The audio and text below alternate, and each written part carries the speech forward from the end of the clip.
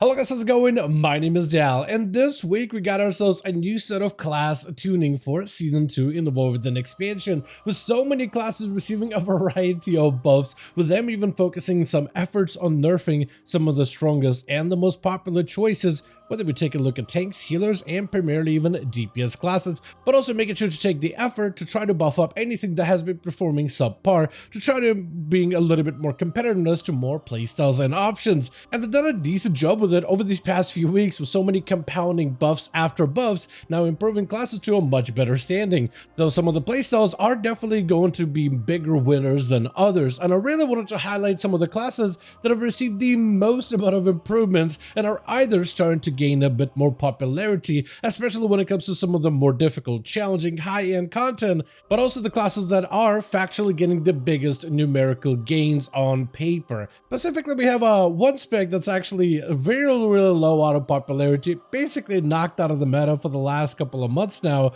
But this set of changes should potentially put him above most other melee classes if the sims prove to be correct. So let's take a look at all the biggest winners of the most recent patch notes. As always, if you guys want to receive more regular class updates such as these for the War Within expansion, be sure to follow the channel and subscribe. But otherwise, let's dive right in. So of the different classes that got buffs this week, mage is definitely another one of those classes that is seeing additional improvements, with Arcane specifically, the spec that's been kind of in a weird spot since Season 1 of War Within, where it started off really good, and then kind of fell behind after a while, and then disappeared for a little bit. It didn't disappear, it just used greater invisibility. But after a couple of buffs of like, what, 8% damage buff 1 week and a 4% damage buff here, as well as a couple of talent tweaks and a couple of little additions here and there, they're starting to become a lot better. Already mages are seeing quite a bit better play within Mythic Plus content as of recently. I think it's going to still take a little bit of time until they are the top tier spec, as it seems Fire Mage is still a very popular choice, but seeing Arcane jump from like, barely played to and actually very competitive numbers out there has been definitely something that's really good to see. It's a focus-based playstyle that has very much single target damage, which I think all three specs really do, but the way that Arcane outputs it has significant amount of focus, which can be really good in single target fights, cleave fights, massive big AoE pulls, because you can basically build up an Arcane bomb on a single foe and have them explode, which is fantastic. And the damage output of the spec has been able to do, at least so far, with some of these buffs back to back, has been significant enough, making it really worth your time to explore as of some of these most recent updates. Though another spec that actually did see some significant buffs has been the Balanced Druid, with them trying to find a way to end up kind of balancing out. It's a Balanced Druid, so I guess they're trying to balance them out a little, but their AoE damage has definitely been amazing when it comes to Mythic Plus dungeons. The amount of output they can do is actually quite up there. They are really strong right now. But their single target, especially in raid content, has been a little behind, to the point where even the Feral Druid, which isn't even that bad right now for the season, probably one of the better seasons for Feral Druids in general, to be honest here, but their single target damage was really falling behind. So they actually did a bit of an adjustment, reducing some of that starfall damage, but amping up their single target, but also giving them like a raw or a buff in such a way where they reduce the damage of your starfall by like 10%, but your AoE damage overall doesn't even go down that much. In fact, their AoE damage is basically about the same, or maybe like a 1% higher, depending on if they buff the correct auras, but it's very much like a non-loss issue, while granting them a decent bit of single target, which is really good to see when it comes to their overall performance, basically meaning that Boomkin, which has been one of the best Mythic Plus specs in general for a Season 2, just absolutely dominated when it comes to raw output in AoE content. Some of the best, potentially the highest damage out there in the Mythic Plus content, just with how much AoE they can do. They've just gotten even better for this season. So if you haven't picked up a Balanced Druid so far, you're probably missing out on one of the stronger specs for the season so far.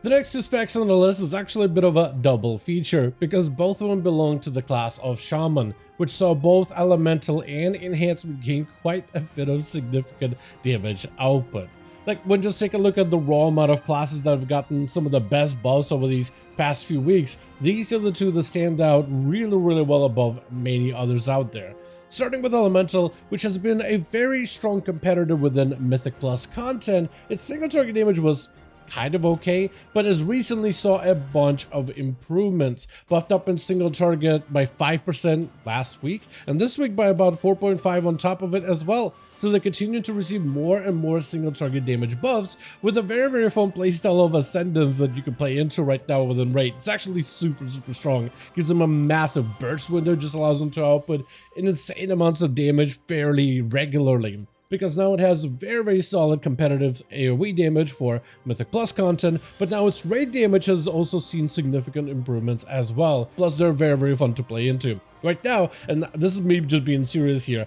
playing Shaman, I actually picked it up kind of recently. This thing is insanely good, especially after some of the changes that it's gotten through the last few patches. The playstyle with Ice Fury, the Chain Lightning, and how you just kind of layer it together with some of the Lava Bursts in order to increase the output with Master of the Elements, and the combo setups that you get to do as Elemental, especially with the new tier set that they have right now with Season 2. It is solid. It is very strong, and definitely worth picking up if you haven't played Elemental since Season 1. Now, between Elemental and Enhancement, I'd say Enhancement has gotten probably the most amount of good changes recently. They've generally had decent damage in the past, but they were kind of locked down towards a one singular playstyle, which is that of a Totemic. Totemic for Season 2 became the go-to option, which saw a variety of different talents throughout the development of 11.1 to make it better, but it kind of ended up propelling the playstyle to be ahead of the Stormbringer alternative. And many players enjoyed the fact that in Season 1,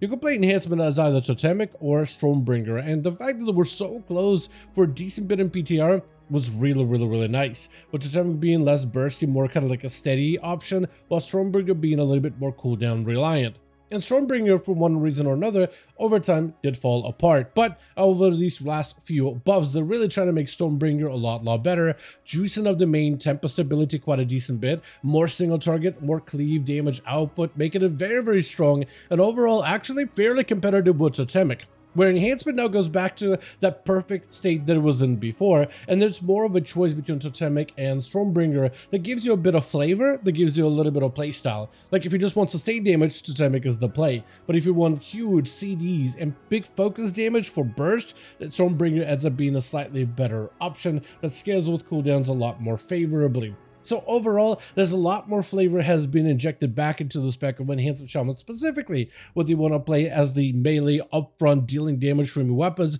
or if you want to have a little bit of this hybrid range with this lightning bolts and tempests. And the last spec on the list that technically has gotten some of the biggest changes with this set of hotfixes, technically, is the Frosted Deathlight. I'm going to use the word technically here quite a lot, however, because this change, this buff that they've gotten on paper should be one of the biggest gains we've ever seen. But with how unpopular Frost DK has been for a decent bit so far in Season 2, overshadowed completely by Unholy Death Knight, it may take a little bit of time until we see this spec come out of the shadows and fully shine. But right now, these changes that they've gotten, especially some of the different buffs they've received, should put them as one of the most competitive and potentially strongest pure single target rating melee in the game, technically speaking. They saw like a 3.3% buff a while ago and a 6% buff recently, so that was a decent bit of buffs back to back, plus huge improvements towards the Deathbringer build that apparently allows this playstyle specifically to shine, combining Deathbringer with its big Reaper's Mark playstyle, the big Scythe of Exterminate, together with the Arctic Assault points down into Icy Death Torrent, and all the way down to Breathless and Dragosa, which kind of brings it back very similar to like their Season 1 version, but this damage, this build specifically, on paper, numerically, should output some of the best damage output out there. Right now, in The Sims, in terms of like ranking classes of what should be doing the most damage, Devastation Evokers have definitely been up there, doing maximum of, again, this is just Sims, which are not always accurate, they're not perfect for every raid situation, but I'm showing Devastation at the top, like 2.9 million damage, and Death Knight is the only class that's scratching in the 2.9 million category right now, above every other melee in the game. It's going to be interesting to watch this spec in particular in terms of raid content, in terms of dungeon content, seeing more players picking up Frost Death Knight over these next few days and weeks, because it definitely has the most amount of potential to do a ton of damage based on the sim numbers that we have. Doesn't always translate into realistic numbers all the time, but definitely has a lot of opportunity to just do ridiculous amount of output way above everybody else. So if you take a look at all the classes that have seen the most amount of gains, technically Frost Death Knight would be at the top of this list. But again, a lot of these changes are based on paper. It's going to take us a couple of days, maybe a few weeks before we start seeing Frost Death Knight maybe being more accepted when it comes to Mythic Plus or raiding content and the maximum damage that they can output. But theoretically, this class is getting the most amount of damage increases from this set of hotfixes plus the last set of hotfixes. So this one technically is the one that got the most amount of improvements. Just gotta see exactly how that pans out over these next few weeks. But as always though, I do want to thank all of you guys so much for watching, and I hope you guys did enjoy this video. If you did enjoy it or found it informative, go ahead and give it a like. I would very much appreciate it. Also, join our Discord community to keep up with all the regular class changes and patch notes for the War Within Season 2 content. Also, let me know all your thoughts in the comments down below, and as always, I'll see all of you guys in the next one.